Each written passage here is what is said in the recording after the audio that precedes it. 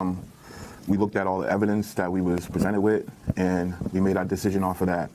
At first, some had their own personal opinions on what the case should be or whatever, and was trying to go down like a personal feelings and stuff like that. And we had to stick to what evidence we had in front of us and go with that. So it was more or less just trying to figure out that part.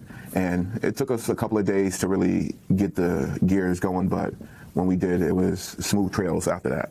It was the whole case altogether, all the pieces, testimony, witnesses, and it just a lot together. And people had questions. We used the evidence to answer their questions, and we didn't try to go down these rabbit holes where we're just getting lost in what all these other things that was thrown at us in court or whatever, and we just had to lock down and figure it out through the evidence. Karen Reed is innocent, and she didn't do this crime.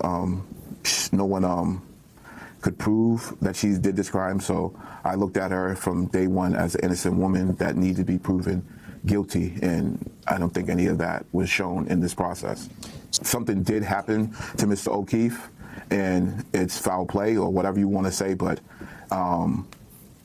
there was no evidence to even, through multiple witnesses and testimony by his autopsy and everything, it was still, no one said to solid evidence that there was a collision or he got hit by a car.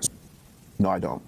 Not with the evidence that was put in front of me and what we heard over everything. No, I don't. I was just going to go with whatever evidence showed us, if it was finding her guilty or finding her not guilty.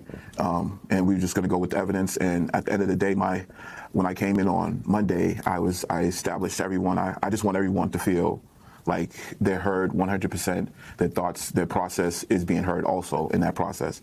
And everyone felt at the end of the deliberations that everyone felt good about the decision that we all collectively came together with. Looking into it further with the evidence that you already have, and then you finally find a possible person, there's going to be the same complications of all of this other stipulations of the evidence and everything else to go along with it. So it's just hard, and to put a mother through that, and a father and a brother and a whole family through that again it's a lot. Even me being there for 8 weeks and 9, and just sitting and watching the videos and seeing the tape and everything, it's a lot to see your loved one go through that.